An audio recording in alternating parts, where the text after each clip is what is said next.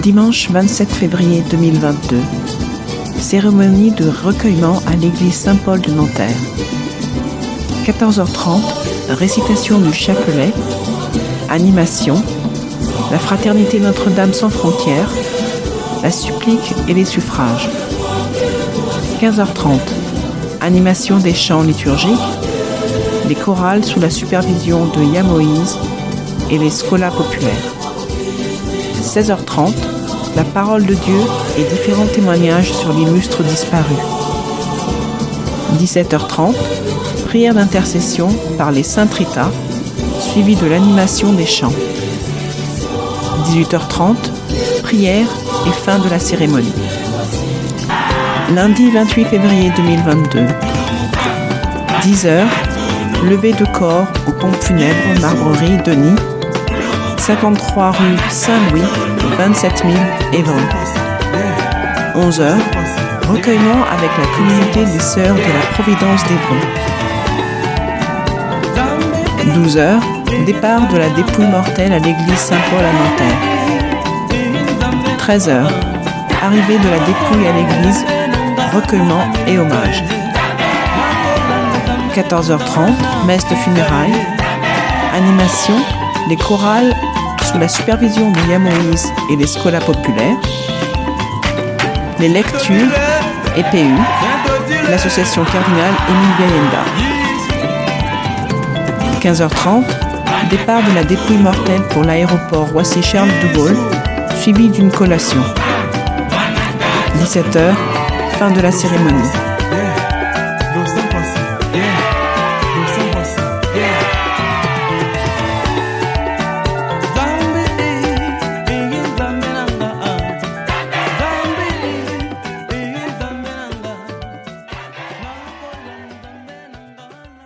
Vous suivez actuellement le mot du président du réseau Forum Radio-Télévision des droits de l'homme, Maître Maurice Massingo-Thiassé. Bonjour et bonsoir. Alors l'émission d'aujourd'hui est consacrée à un hommage que je rends à l'abbé Isidore Malonga, que j'ai également bien connu. C'est une triste nouvelle, car c'est proche du cardinal Émile Biayenda, est décédé au moment où nous allons commémorer les 45 années de l'assassinat du cardinal Émile Biayenda. Il y a 2 ans, nous avons perdu la sœur du cardinal Émile Biayenda, en fait la Benjamine, la sœur Louisie Solange, que j'ai également bien connue, que je fréquentais.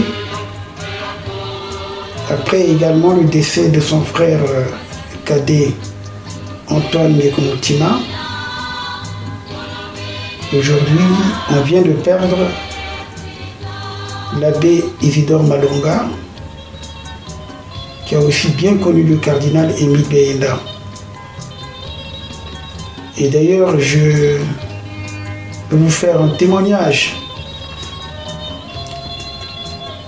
en vous faisant la lecture d'une interview qu'il avait bien voulu accorder au Forum en novembre 1994. 2 mois après la tragédie de Saint-Pierre-Claver. Vous savez très bien que c'était un thaumaturge. Alors, donc pendant la guerre 98, une famille Moudélé, qui est dans l'avenue des Trois Martyrs, là, et ils ont fui donc vers le Beaumont là-bas. Alors ils étaient dans un village, ils dormaient, et puis Monseigneur Mbemba est apparu à la fille, à l'une des filles qu'il n'avait jamais vue. Alors il est apparu, il lui a dit, demain matin, partez d'ici. Si vous dormez encore, vous êtes foutus. Vous serez tués parce qu'on va brûler le village. Et ne fuyez pas par l'ouest. Fuyez, il leur a indiqué, allez vers le nord. Allez vers le nord plutôt. Faites vite.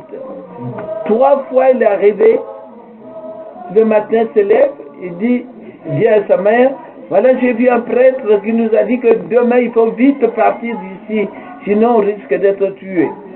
Alors on ne peut pas partir par là, il faut partir par là. Il a indiqué, mais comment il était ce prêtre-là? Eh bien, il avait un chapeau, un feutre, et puis un bouton ici. Alors sa maman a dit, tout ça, Monseigneur Mbemba, vous regardez sa photo, c'est comme ça. Donc, dès qu'ils ont quitté le village était incendié par les militaires et les soldats. Et quelques mois plus tard, il réapparaît chez la même fille en disant, cette fois, allez vers l'ouest, Pointe-Noire, là, vers là, et fuyez vite. Dès qu'ils ont quitté, on a brûlé le village. Donc, c'est ça la sainteté. La sainteté, on continue de la vivre jusqu'à l'au-delà. Monseigneur Mbemba, bon, comme le bon cardinal Mibeyenda, bon, eh bien, il continue d'aider les gens de l'autre côté, parce qu'il n'y a que le corps qui disparaît, mais l'être spirituel qu'ils étaient, la personnalité spirituelle qu'ils ont, ils vivent là-bas, ils connaissent les gens, ils nous entendent, ils peuvent nous aider, et c'est ce qui permet qu'on puisse invoquer nos morts, les invoquer, et ils interviennent avec la permission de Dieu, ce qui montre que de l'autre côté, il est bon, il continue d'être à l'égard des hommes, celui qu'ils étaient sur la terre. Donc, Monseigneur Théophile Mbemba n'a pas suffisamment bien fouillé sa vie et tout ça. Et il est béatifiable, sauf que ça coûte très cher, et puis les grandes études, tout ça, il faut vérifier tout cela, parce que il ne faut pas que ça y ait contradiction, quoi. Et alors ça demande beaucoup d'argent. Oui, donc de recherche et puis tout ça. Donc voilà, Monseigneur Théophile Mbemba, Mambi.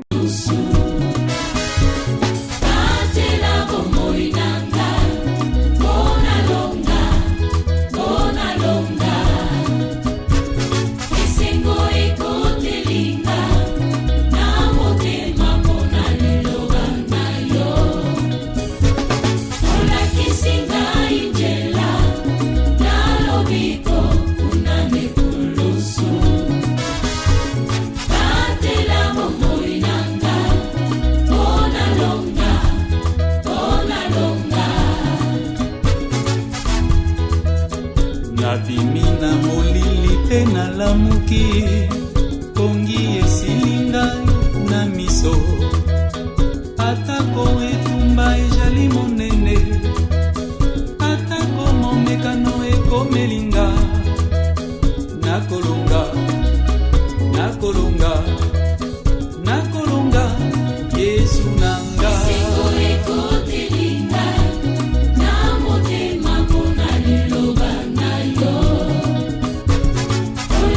Singai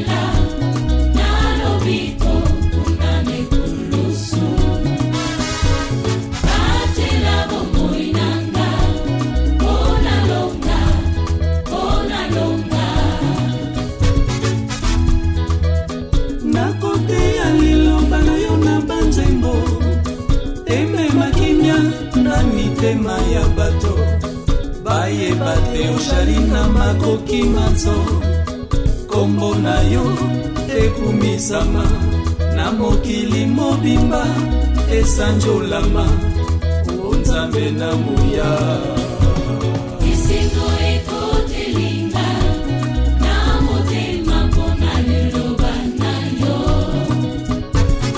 olakisi ngai nzela na lobiko mpona nekulusu batela bomoi na nga mpona longa Isingo ekotelinga na motema mpona liloba na yo olakisi ngai nzela na lobiko mpona nekulusu. C'est donc avec une émotion d'ailleurs que je vais faire cette émission pour évoquer cette grande figure de l'Église congolaise. Alors, comme il le dit lui-même dans l'interview qu'il nous a accordée,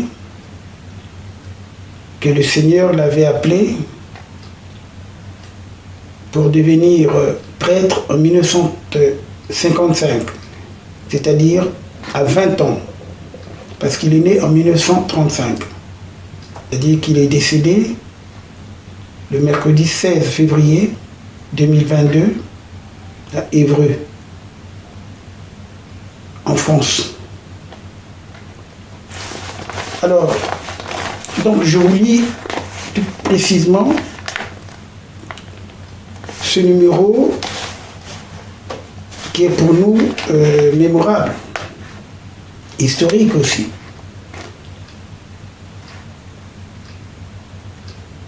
À la première question qu'on lui avait posée, il a voulu se présenter au forum donc. Je m'appelle Malonga Vuvuka Isidore. Je suis né en 1935 à Kaunga, Kindamba. Avant c'était le district de Mayama. Fils de feu Maungu, Basile et de feu Ntese Kela, Jeanne. Ma grande joie était de baptiser ma propre maman en tant que diacre et également mon père sur son lit de mort. J'ai fait mes études primaires à Saint-Vincent de Poto-Poto. Après mon certificat d'études primaires élémentaires, j'ai demandé à être enseignant. Je suis rentré à l'école normale, cycle court. Au niveau de la deuxième année, le Seigneur m'a appelé. J'ai demandé au père Gerbet si je pouvais aller au séminaire Mbamou. Le père Gerbet a accepté ma demande et m'a mis en 6e pour apprendre le latin. En 1965, je suis rentré au petit séminaire de Mbamou. Je vais y rester jusqu'en 1960, date de mon admission au grand séminaire. Le 3 juillet 1966, je suis devenu prêtre. J'ai été affecté à Notre-Dame de Bakongo, où je vais rester jusqu'en 1968. J'ai été nommé directeur de l'apostolat. En 1974, le cardinal Émile Biaïda m'a envoyé aux études à Rome, où j'ai fait les Saintes Écritures, l'exégèse jusqu'en 1982. J'ai obtenu ma licence en exégèse, sciences exégétiques, et j'ai introduit une thèse de doctorat en théologie biblique intitulée « Pourquoi Dieu s'est-il dit saint ?» La sainteté de Dieu. Pour des raisons de santé, je n'ai pas soutenu cette thèse. Je suis rentré au pays en 1982. En 1983, j'ai été nommé responsable de la pastorale d'ensemble. Mais entre-temps, l'évêque m'a demandé d'aller assurer l'intérim à Mongali pour remplacer l'abbé Louis Badila, malade évacué sanitaire à Paris. Alors, l'intérim est devenu définitif. Au retour de l'abbé Louis Badila, j'ai été nommé à plein temps responsable de la pastorale d'ensemble de l'archidiocèse jusqu'au moment où il a accordé cette interview que je vous lis. À ce titre, je suis responsable de l'enseignement de l'Église dans l'archidiocèse de Brazzaville. L'évêque nous confie son enseignement et ses directives qui doivent organiser la réflexion avec d'autres prêtres dans notre commission et la diffusion dans les paroisses. Alors, la deuxième question que le forum va lui poser, en tant que responsable de la pastorale, vous avez eu comme mission d'animer les campagnes d'évangélisation sur la famille. Parlez-nous de cette campagne. L'abbé Isidore Malunga va donc répondre. Une campagne d'évangélisation est une technique vivante et spéciale pour annoncer l'évangile. Elle comporte deux parties essentielles. Une première partie qui est l'enseignement, l'annonce de l'évangile, et une deuxième partie qui est un temps de prière, d'intercession pour que l'enseignement touche et change la vie de l'auditeur.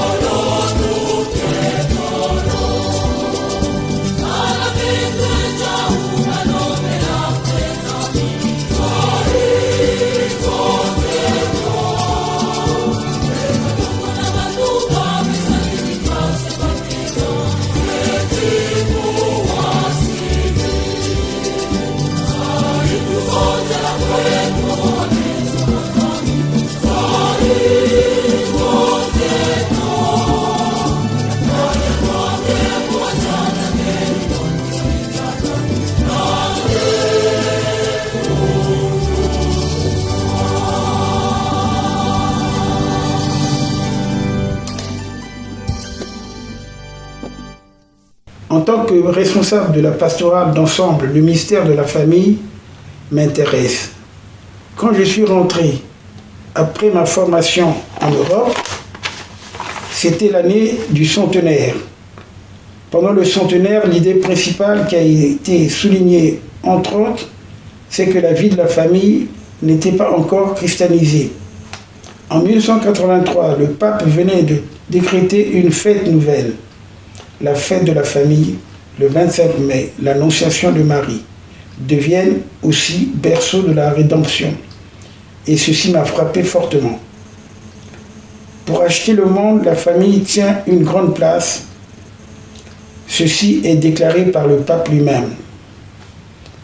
Monseigneur et moi-même avons lancé en 1983 et 84 l'année sainte de la famille, et cela s'est terminé par un congrès qu'un constat a été fait.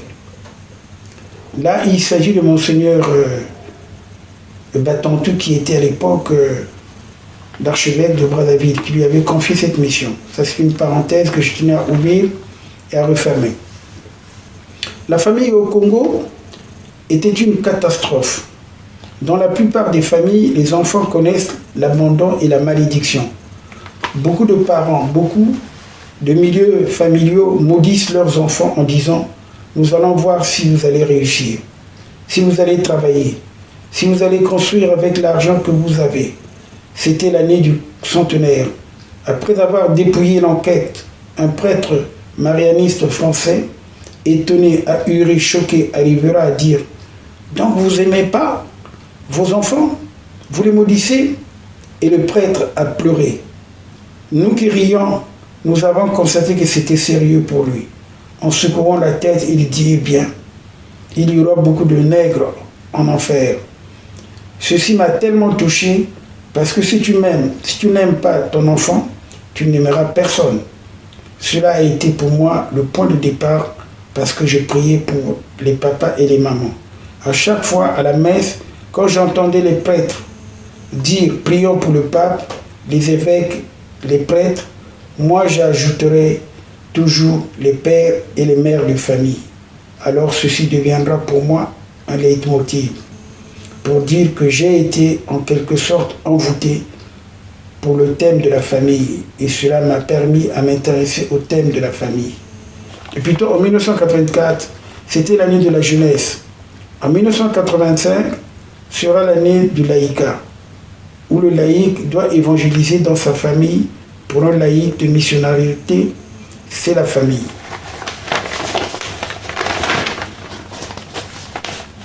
Alors,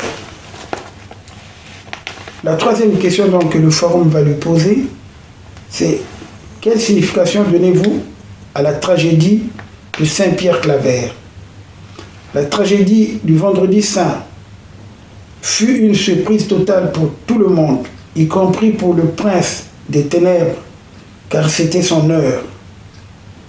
Il cite donc Jean 14:30. Oui, l'heure du vendredi est une surprise, même pour les forces des ténèbres, parce que c'est une heure de jugement du monde. Ces heures-là ne sont comprises que par le juste qui vit de la foi. Là, il cite Romains 1:17. Cette foi qui crie à sa conscience, ne fais à personne ce que tu n'aimerais pas subir. Il cite Tom 4:17, Matthieu 7:12. L'heure de Saint-Pierre Claver a été une surprise parfaite pour le monde créé. Un seul n'était pas surpris, le Dieu de Jésus-Christ, qui a conçu la dynamique du serviteur souffrant rapporté par Isaïe. Il cite donc Isaïe 53, 1:12, et qui avait prévu ce vendredi-là où son fils serait conduit comme un agneau qu'on mène à l'abattoir, et cela pour le salut des multiples, Satan et ses suppôts. Il se frottait les mains et il ricanait gros. N'est-il pas le Messie qui descend de la croix, et nous croirons en lui? Il a sauvé d'autres, il ne peut pas se sauver lui-même. Ces voix ont été entendues le soir de Saint-Pierre Claver et les jours qui ont suivi. Tout ce qu'on avait vu, entendu à Madibo, au Stade Eboué, à Linzolo, et du lundi au jeudi à Saint-Pierre Claver était oublié, emporté aussi subitement que la pluie imprévue. Oui, j'ai été surpris par cette tragédie. Et toute son ampleur, le Seigneur me l'a caché. Il m'avait à peine dit, il va se passer quelque chose, ces 13, 14 et 15 août, qui sont les jours de ma mère. J'étais su de mon Dieu, qui m'annonce une chose que pour le salut. J'étais surpris comme Paul le fut par la chute mortelle du jeune tombé du 3e étage. Acte 27, 12. Mais quand le Seigneur cache quelque chose à son serviteur, comme à Job, c'est pour la gloire de son nom.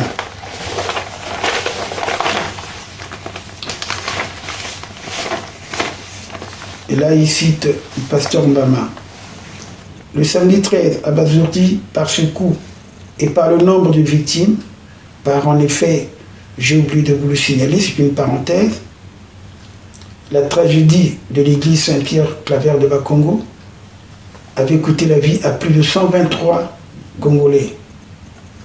Et d'ailleurs, une équipe du forum s'était rendue, et moi-même, et je le dis, je le témoigne, parce que j'étais à cette évangélisation à Saint-Pierre. C'est la dernière évangélisation. En ce moment-là, je ne sais pas ce qui s'est passé, mais en tout cas, c'est un grand témoignage. C'est pour ça que c'est assez émouvant pour moi de retracer un peu ce qui s'est passé ce jour-là à Saint-Pierre-Claver. Et oui, c'était difficile à supporter. Alors, je reprends. Le samedi 13, à Bazourdi, par ce coup et par le nombre de victimes, j'ai gémi. Mon Dieu, pourquoi m'as-tu abandonné? Pourquoi tu as laissé frapper ton église catholique d'un coup si irréparable? Alors une voix a retenti en moi. Et pourquoi le Père a-t-il laissé frapper à mort son Fils unique? J'ai sursauté. Une lueur de paix est entrée en moi. Oui, c'est vrai. Dieu a laissé frapper son Fils. Romains 8, 32. J'ai commencé à me rappeler qu'avec Jésus, c'est toujours qui perd gagne. Matthieu 16, 25. J'ai compris que l'heure du 12, ce vendredi de Saint-Pierre-Claver, est aussi à comprendre à la lumière du coup retentissant du premier vendredi saint qui déchira même le voile sacré du temple et fit sauter les pierres tombales. Les événements de Saint-Pierre, les journaux, les interviews, j'ai suffisamment exposé ce que je pense. Tout d'abord, cette tragédie qui nous a fait souffrir énormément, je l'ai déclaré et je continue à le dire, a été pour moi une grosse surprise, une surprise parfaite, comme je l'ai dit. Pourquoi? Mais parce que je ne m'attendais pas à une tragédie. Je m'attendais à quelque chose dans l'ordre du salut. J'ai confié à certaines personnes qu'il allait se passer quelque chose à Saint-Pierre. Et pourquoi je l'ai affirmé? C'est une raison de la date. Cette date, je ne l'ai pas choisie. Mais ce sont les circonstances qui m'ont imposé cette date. Je la connaissais. Je vais m'en expliquer tout à l'heure. La date du 13, 14, 15 août est une date sacrée, non seulement pour le Congo, mais pour l'Église. C'est une fonction de cela que je disais qu'il devait se passer quelque chose. En effet, la date du 13 est une grande date dans la foi chrétienne du XXe siècle. En 1917, la Vierge Marie est apparue à Fatima. Elle est apparue le 13 mai, le 13 juin et le 13 juillet, le 13 août, le 13 septembre, le 13 octobre. La dernière apparition, le 13 juillet 1917, la Vierge Marie a annoncé qu'un pays va écraser les chrétiens. Il va faire saigner ce pays, c'est la Russie. Si vous ne priez pas, vous serez perdus. Mais si vous priez, la Russie se convertira et mon cœur immaculé triomphera. C'était le 13 juillet 1917, le 13, 14, 15 août, la Vierge est apparue.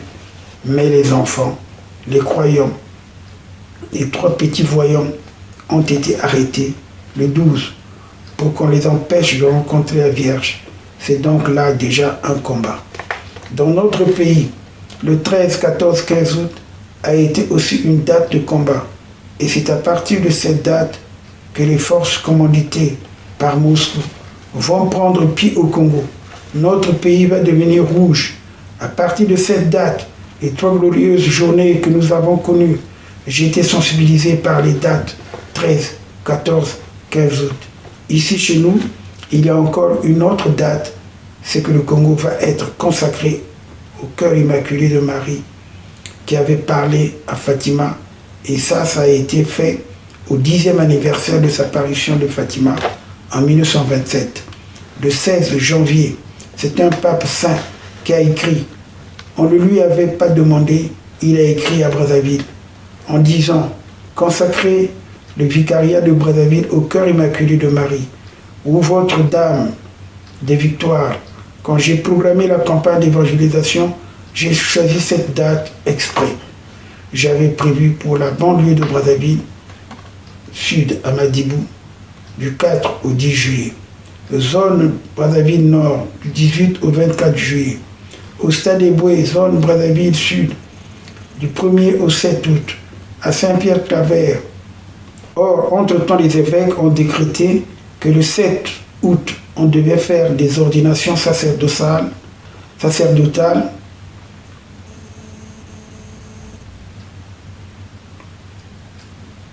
Or, entre-temps, les évêques ont décrété le 7 août, on devait faire des ordinations sacerdotales des deux de nos enfants. C'est moi qui les ai envoyés au séminaire à Kinshasa pour devenir dominicains. J'ai donc tenu d'y prendre part. Le père Aimé est venu me voir en me disant « La date là ne correspond pas. Est-ce qu'on peut changer?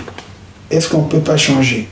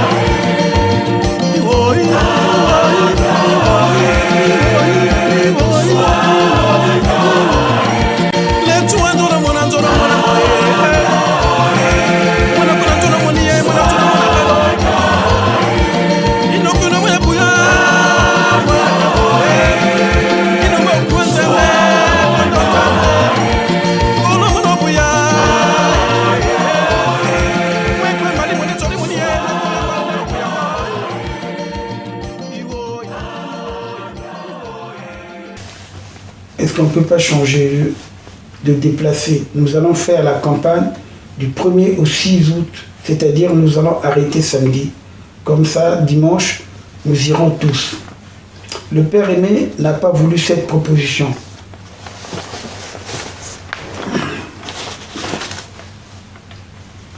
Le père Aimé n'a pas voulu cette proposition. Est-ce qu'on ne peut pas prendre le 8 ou 14 août? J'ai accepté spontanément et je ne redoutais plus. Quand j'ai dit oui, j'ai regretté d'avoir accepté, car c'est la date de la Vierge Marie. On ne sait pas ce qui va se passer, mais en vain, ça va se passer en bien. Donc voilà, pour moi, je m'attendais à un événement bien. Et ceci pouvait encore se remarquer par l'affluence des gens. Oui, bien sûr, j'étais à Madibou. Les gens sont venus nombreux, très nombreux. Je suis parti à Linzolo. Ils sont venus aussi très nombreux, parce que près de 500 personnes pour un village comme Linzolo, c'est beaucoup. Et au Stade Eboué, il y a eu un déplacement, surtout le samedi. Le dimanche, on a été gênés parce qu'il y avait une grève des chauffeurs. Mais les gens sont quand même venus presque autant que samedi, alors que dimanche, ils devraient être plus nombreux encore. Mais à cause des cars, donc c'est pour dire que Saint-Pierre, quand j'avais commencé le lundi, il y avait encore des places vides. Le mardi, il y a eu du monde, mais il y avait encore des places vides dans les coins. Le mercredi, le jeudi, alors que là, c'était une foule. Il y avait plein de monde sur les murs. Et le vendredi, ils étaient dehors. Ils occupaient des rues. Ils occupaient des rues, des environs. C'est pour vous dire que pourquoi les gens sont venus. Beaucoup ont dit qu'à cause des miracles. Oui et non. Mais les gens m'ont dit, ce qu'on dit là-bas, je l'avais entendu parler. Je ne l'avais entendu parler. Pourquoi l'Église n'avait jamais parlé ainsi? Parce que c'est un langage qui paraissait nouveau, mais naturel. Parce que ça nous ramenait aux sources des ancêtres. Et voir que dans l'Église, le langage de la bénédiction des parents sur les enfants prenait valeur à partir de l'Évangile même, ça attirait les gens et leur parlait de l'entente entre mari et femme, par exemple. J'ai souvent répété, nos familles ne sont pas des lieux d'épanouissement, parce que mari et femme, ils ont honte de se regarder, ils ont honte de se dire qu'on s'aime, ils ont honte de ça. Si un mari est aimé par sa femme, tout de suite le mari commence à dire « Oh li, na moi si au li nandoki ». On ne sait pas, on ne sait jamais cette femme s'il s'attache trop, donc on n'aime pas. Ce n'est plus un lieu d'amour. Dans nos mariages, tant qu'on est fiancé, on peut se promener ensemble. Mais une fois marié, on se balade l'un derrière l'autre. Devant, on marche pas ensemble. Donc, il y a quelque chose qu'il faut corriger. Et ça fait beaucoup rigoler. J'ai dit par exemple, mais Dieu, comment il a conçu la famille? Il a conçu la famille, le mari et femme, comme formant même chair. Et c'est ainsi qu'à la création, il avait créé à partir de la terre, il n'a formé que l'homme, mais la femme, il a formé à partir du corps de l'homme. Donc les deux sont même chair, et c'est pourquoi le nom que Adam a donné à sa femme, lorsque Dieu le lui a présenté, il a dit que c'est la chair de ma chair, c'est l'os de mes os. Et j'ai fait répéter ça à Saint-Pierre. Les gens se sont mariés. Et j'ai dit aux femmes, aux hommes, comment s'appelle votre femme? La chair de ma chair, l'os de mes os. Et j'ai dit aux femmes, comment s'appelle votre mari? L'os de mes os et la chair de ma chair. Ils ont beaucoup rigolé. Ils étaient beaucoup contents. Il y a eu des réconciliations bouleversantes. Maintenant, cet incident est venu. C'est tombé comme un pavé. Je devais m'y attendre, mais je ne m'y attendais pas dans la joie de la version que je voyais que Dieu voulait faire rendez-vous. Alors ce pot est arrivé, inattendu et troublant, parce qu'à un endroit où il n'y a rien d'accidentel, il n'y a rien qui pouvait occasionner la mort de 2 ou 3 personnes.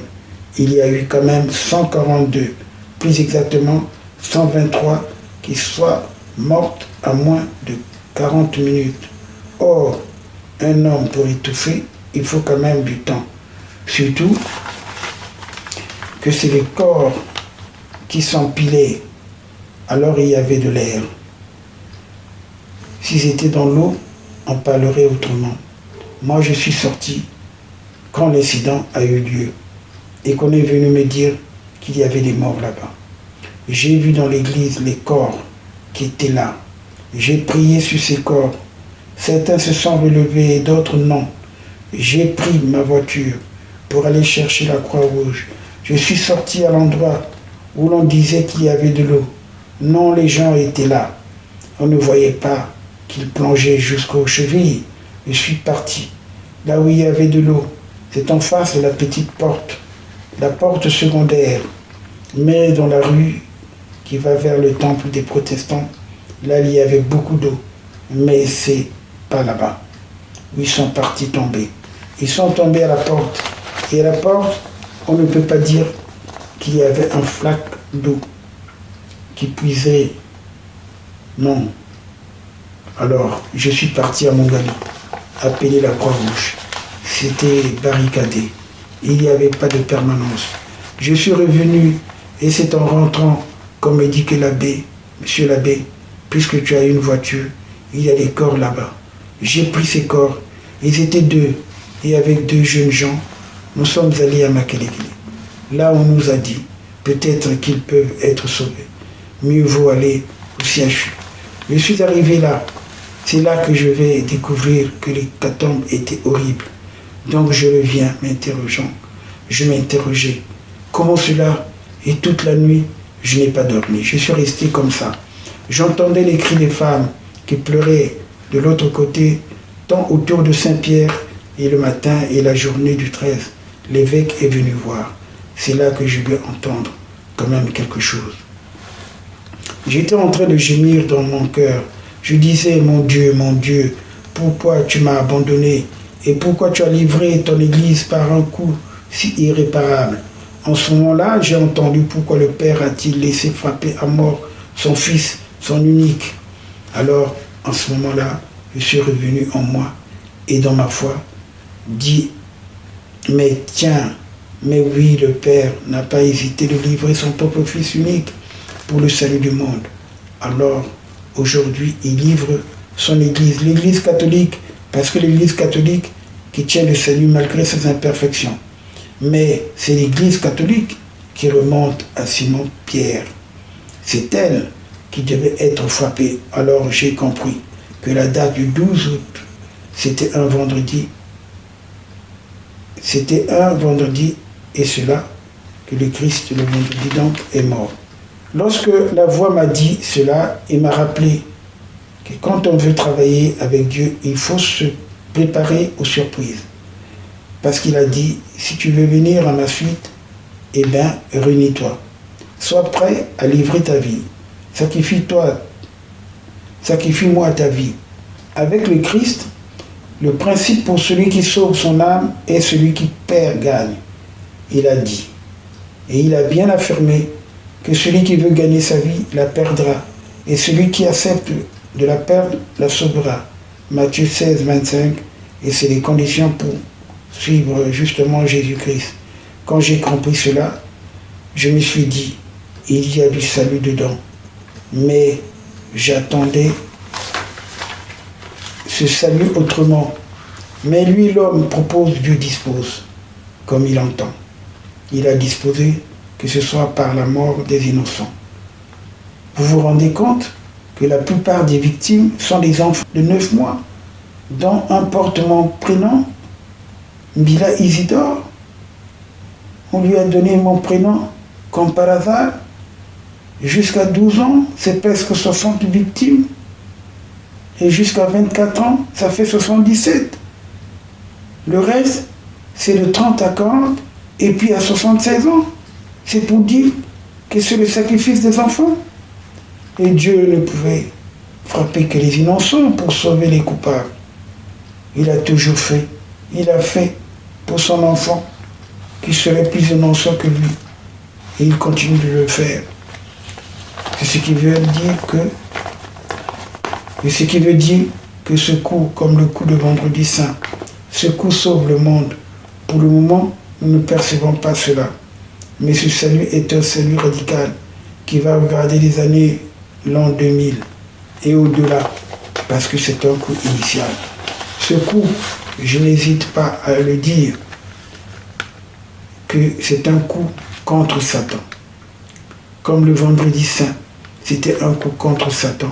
Et cette fois, c'est fini. Les forces du mal doivent céder le pas aux forces du bien. Je dis ça parce que la Vierge Marie n'en déplaise à ceux qui sont insolents contre Jésus-Christ. La Vierge Marie, le 13 juillet 1917, avait annoncé « Si vous voyez que la Russie se convertit, dites-vous bien que mon cœur immaculé triomphera. » Le triomphe de Marie, c'est le triomphe annoncé dans Genèse 3, 15. Je mettrai, disait Yahvé, Dieu au serpent, je mettrai une hostilité entre toi et la femme, entre descendance et la descendance de la femme, qui t'écrasera la tête. Je suis convaincu de cela parce que la femme dont il est question, c'est la mère de Jésus. Et Jésus l'a dit que c'est toi cette femme. Jean 3, 3. Femme, qu'y a-t-il entre toi et moi? Mon heure n'est pas encore venue. Et sur la croix, cette heure dont il parlait, c'est quoi? Mais c'est l'heure de la croix. À l'heure de la croix, sur la croix, Jésus dit, toi, femme, tu t'appelleras femme parce que tu es la nouvelle Ève et moi, je suis le nouvel Adam. Alors le poème va poser une autre question. Pouvez-vous, pour nous lecteurs, mettre à notre disposition l'intégralité du chant Mwana Lukandi, Mwana Kulukandi. Voici le texte avec les références bibliques. C'est ma copie originale. Comme vous pouvez le constater, il y a des annotations. Veuillez après exploitation restituer ma copie originale. Effectivement, il nous avait donné cette copie de sa lettre Mwana Kudilandi, Kulukandi. Tata Mama Mwana Kulukandi. Alors cela veut dire que papa et maman, il ne faut pas maudire l'enfant. En tout cas, c'était le texte qu'il nous avait donné l'abbé Isidore Malunga. Donc, un texte qui faisait chanter lors de cette cérémonie en 1994. Comme je vous ai montré la photo. Mais il y a une suite.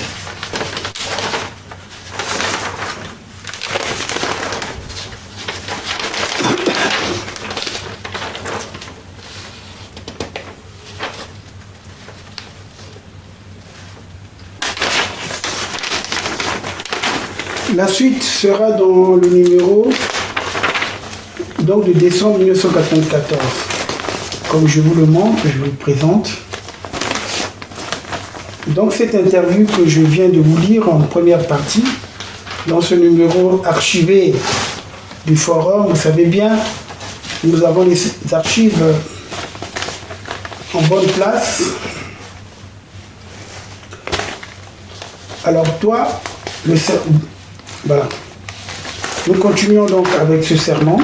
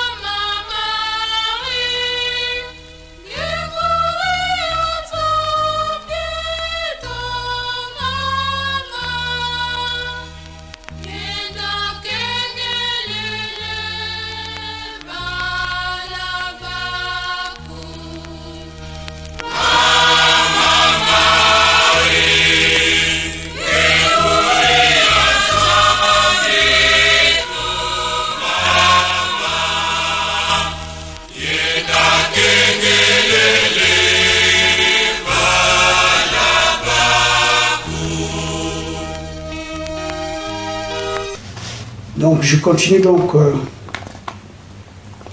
le serment de l'abbé Isidore Malonga après les événements tragiques de l'église Saint-Pierre-Claver à Bakongo qui ont coûté la vie à plus de 123 Congolais. Donc une équipe du forum s'était rapprochée de l'abbé Isidore Malonga pour en savoir un peu plus. Moi-même j'étais présent puisque j'ai participé à cette cérémonie justement d'exorcisme qui avait lieu pendant une semaine à la paroisse Saint-Pierre-Claver. Étant donné que je vivais non loin de Saint-Pierre-Claver, j'étais dans la rue Ceinture numéro 4. Alors je poursuis. Toi et moi, nous formons le couple salvifique, mais deux bénis que Dieu a consacrés parce que il y a toujours un couple.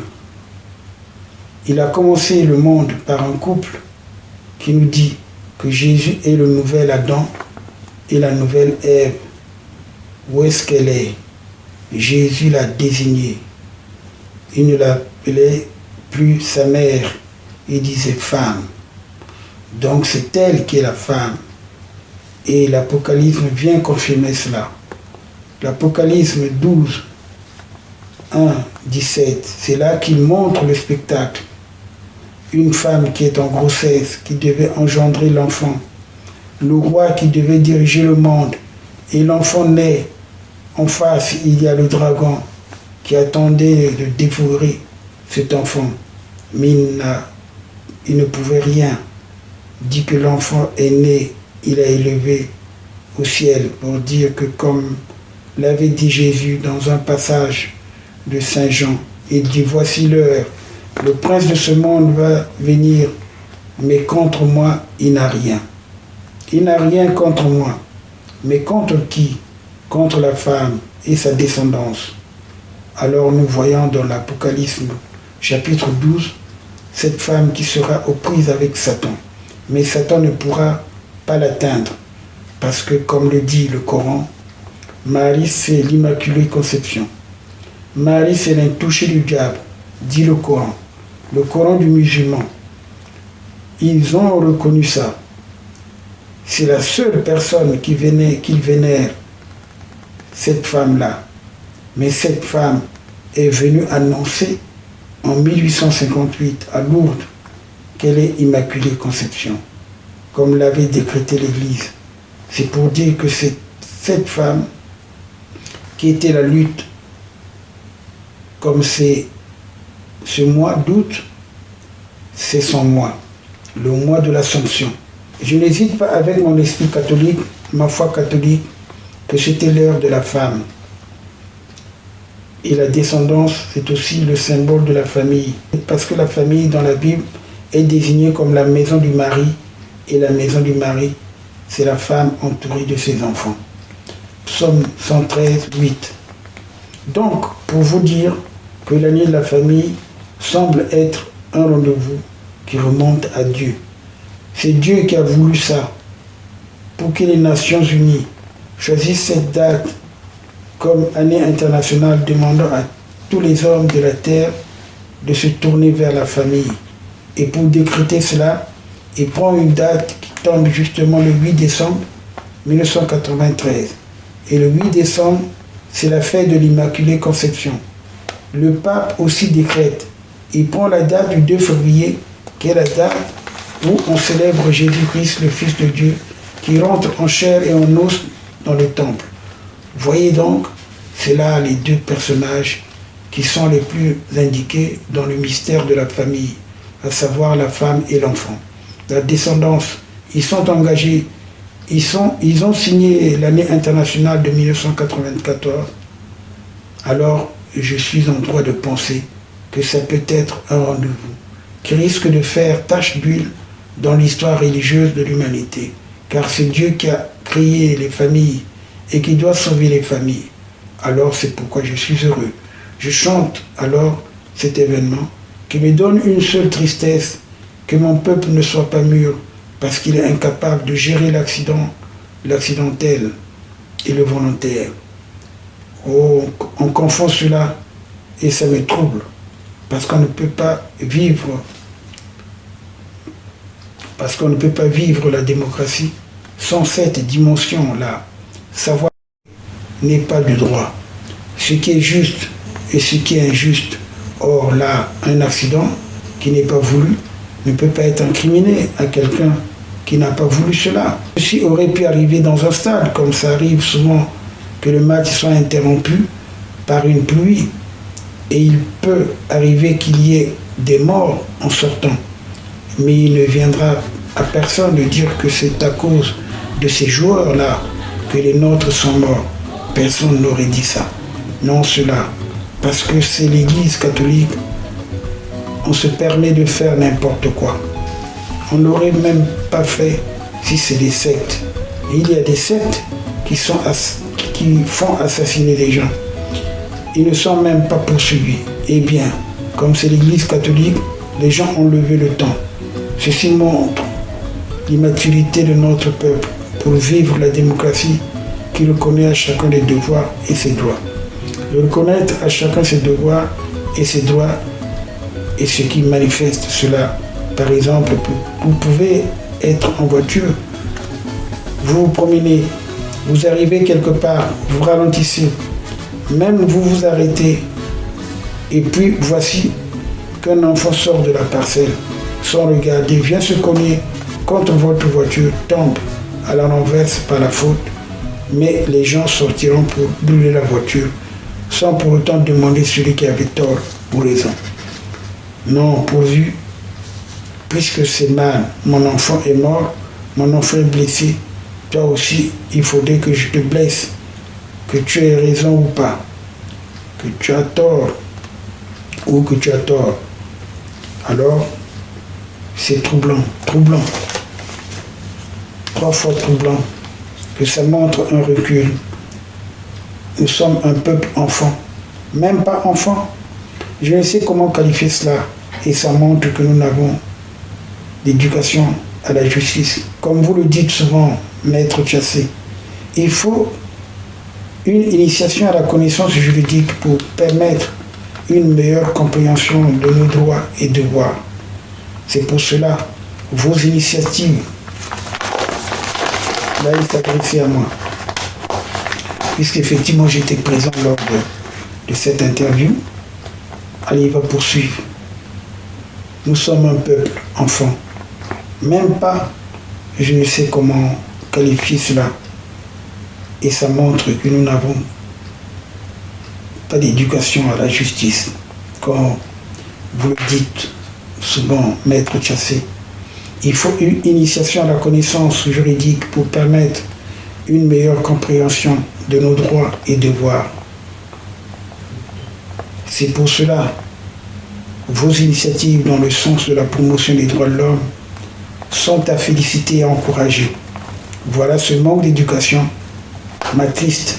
Voilà ce manque d'éducation m'attriste à tel point que je n'ai pas pu me rendre dans les familles pour pleurer avec elles et présenter mes condoléances. Je sais que l'évêque est passé dans beaucoup de familles. Il a été très bien accueilli, mais c'est moi qui devais accompagner Monseigneur à aller dire aux parents ce qui vous est arrivé, c'est ma souffrance, puisque les choses sont ainsi. Je suis obligé de vivre un peu camouflé jusqu'à ce que les conditions soient rendues pour que je puisse, avec la famille, célébrer le repos des âmes de ces enfants qui sont au ciel. Pour moi, je suis convaincu. C'est des saints innocents, exactement comme ceux qui avaient été assassinés lorsque Jésus était né. Ils sont des saintes innocentes de Jésus là-bas.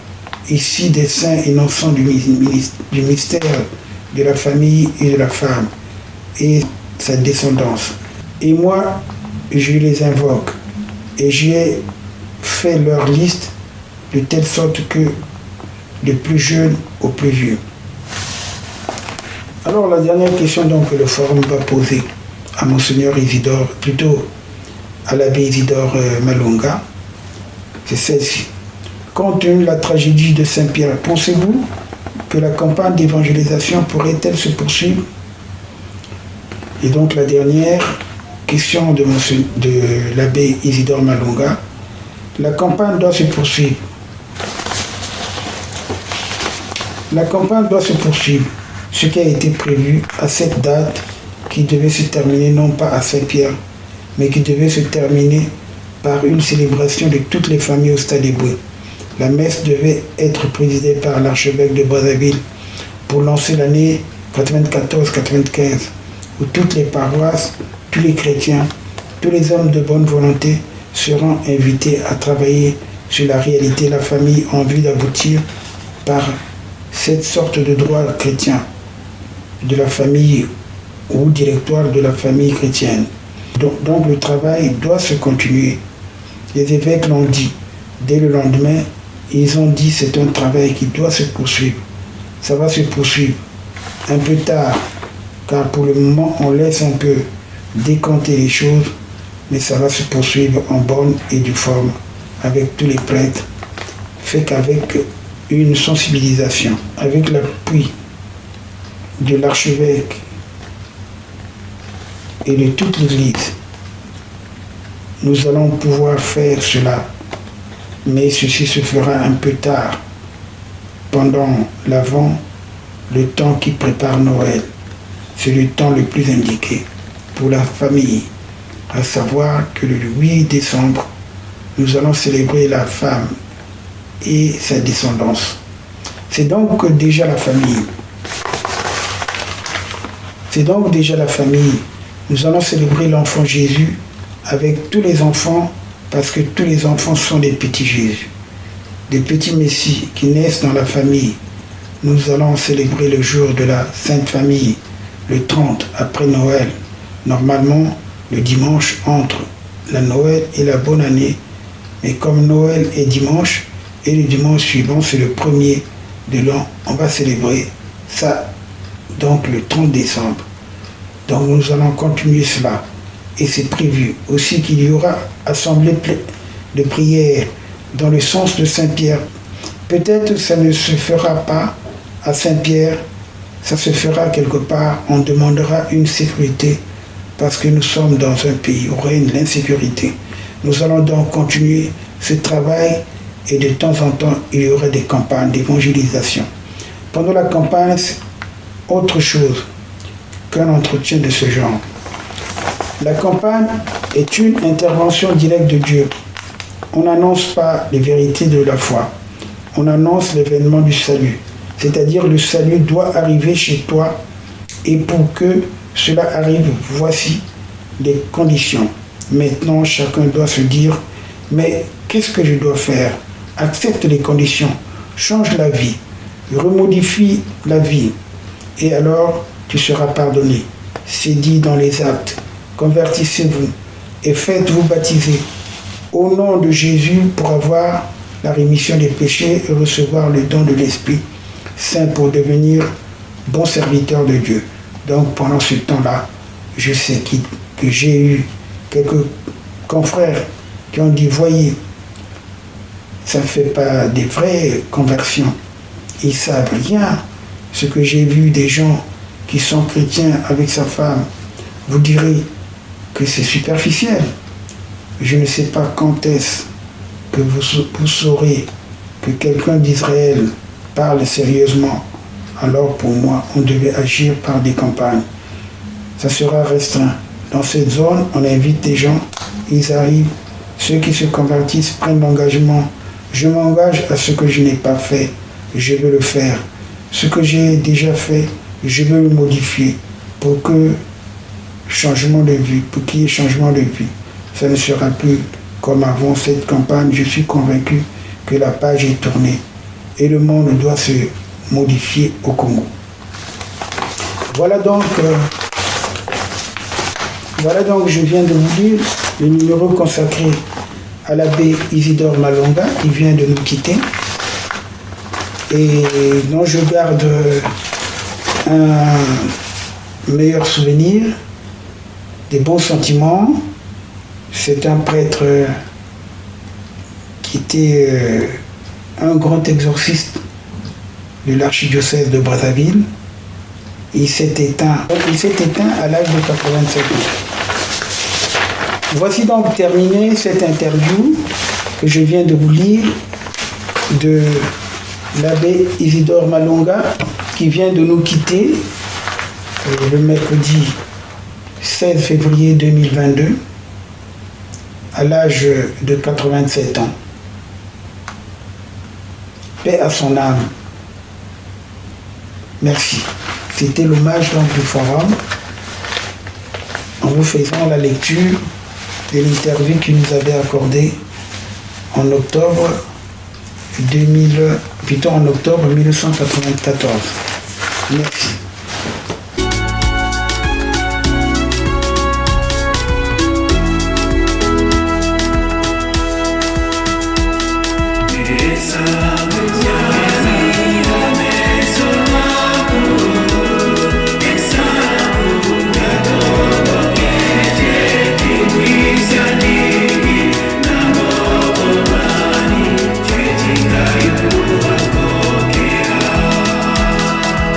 Oh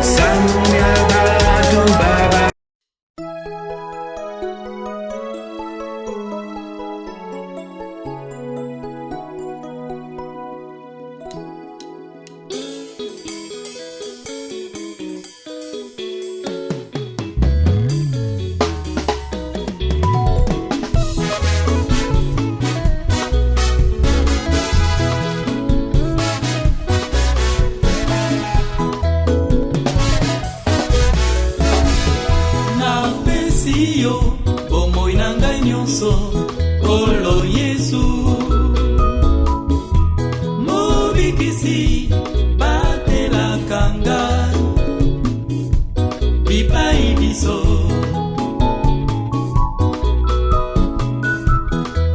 Yesu kolo na bolingo omonelaki ngai pasi na Golgota na ekulusu ondimaki masopo na ngai Yesu kolo na bankolo na mipesi epai na yo petola ngai na makila mayo nazwa lobiko ya seko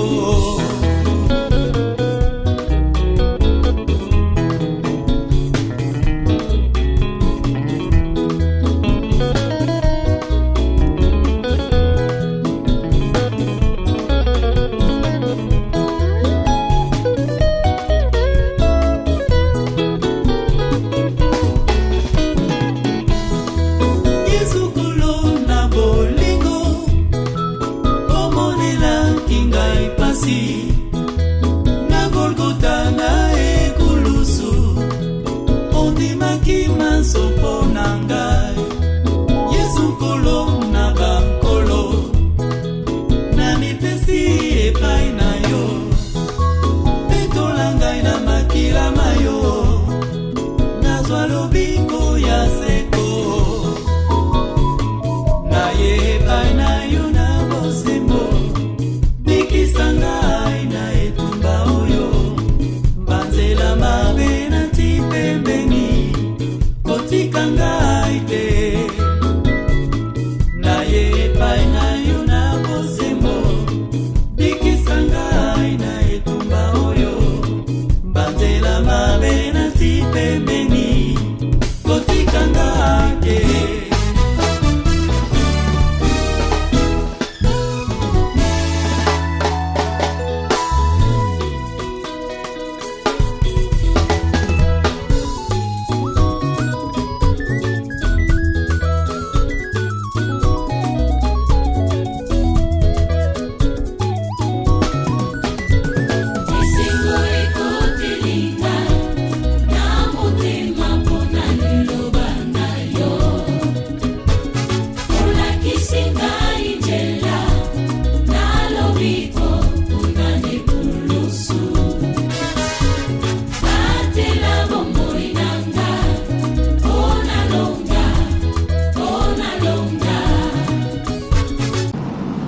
Dimanche 27 février 2022.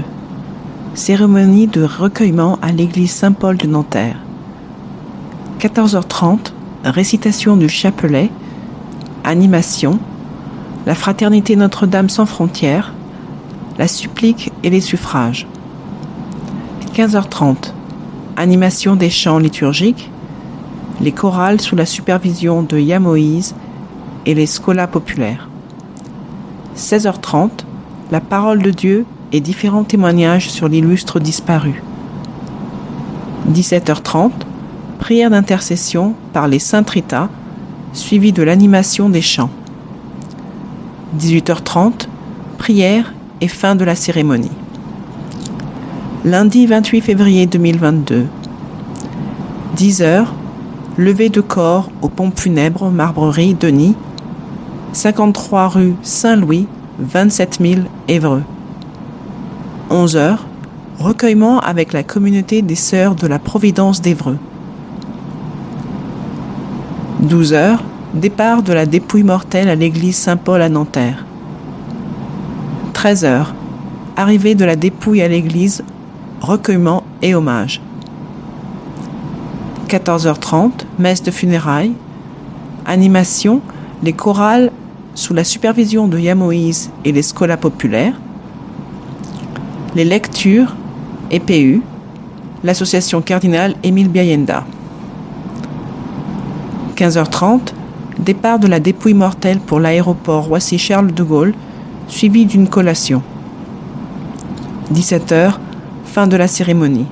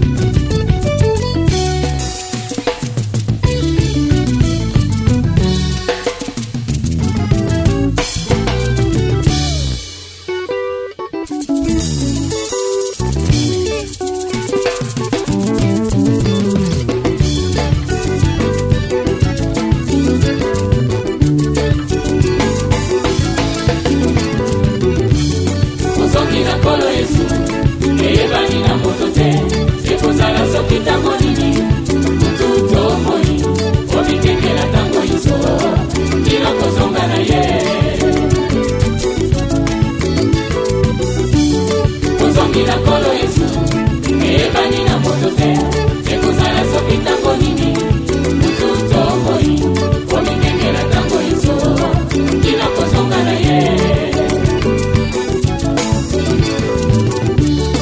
ntango na noa bato baliaki mpe bambelaki kasi bakosalaki lobiko mpe motosi na yawe mokili ezindaki mpo bandimaki liloba na ye te